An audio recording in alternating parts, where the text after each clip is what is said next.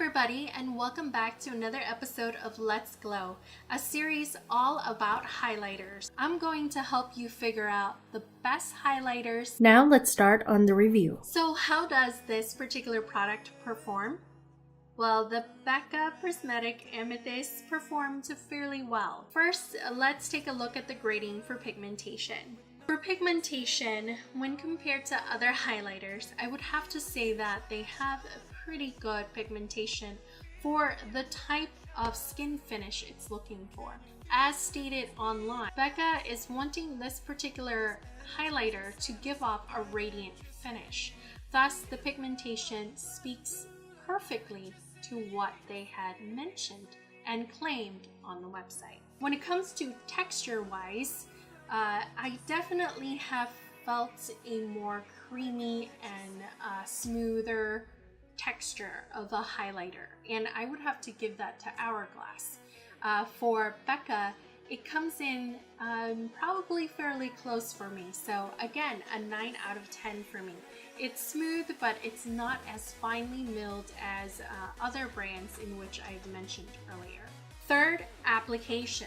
It's not cakey, it's not patchy, and it's very smooth onto the skin. When you look at the particular website, they talk about it being applied as a powder, and it did not recommend anything in terms of wetting the brush. So with that being said, I'm going to give this a 10 out of 10 on application. Packaging wise, like I've mentioned in my first impression video, I really thoroughly enjoy this. I love the lavender in the rim and the fact that it kept the famous Becca packaging.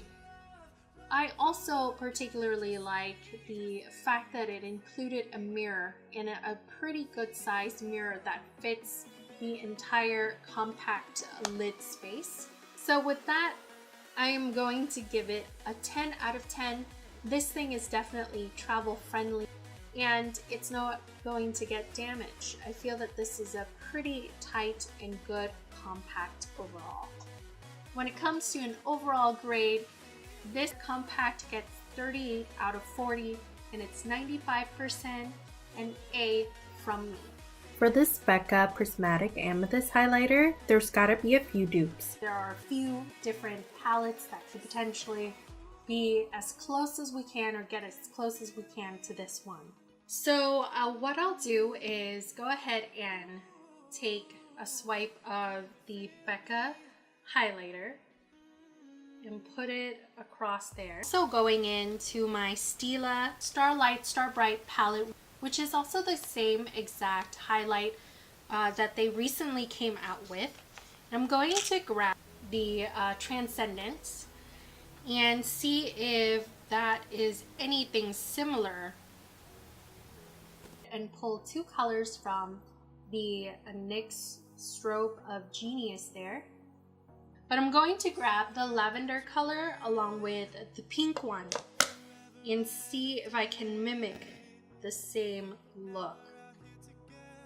Yep, I am pretty much getting the exact same look there. Two different dupes for you. You can either go for a more affordable route, a drugstore dupe, which is the NYX Strobe of Genius, using the two colors, the lavender and the pink to the right of the palette, along with either going to the Stila palette. If you have this particular color, you won't really need to make a purchase again either.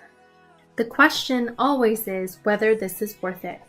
Yes, for makeup junkies and collectors, because it's limited edition.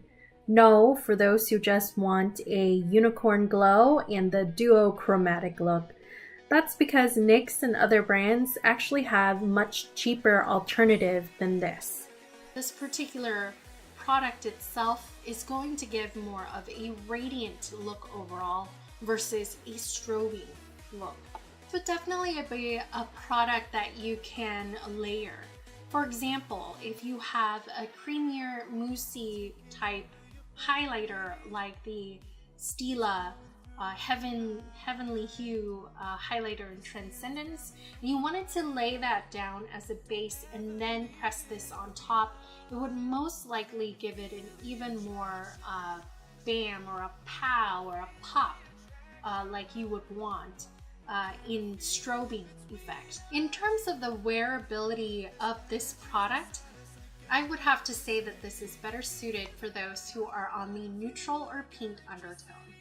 Someone like myself who is more golden, medium, and all the way to darker complexions may not really get the most use out of this product.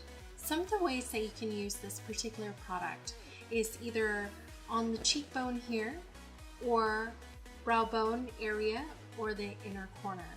I think these are the best places to really accentuate the face. Well, that concludes another episode of Let's Glow. I hope it's been helpful and informative to you. Let me know down below, do you plan to pick this up or are you going to skip it for now? Aside from that, everybody, thanks again for watching. I appreciate it. Take care.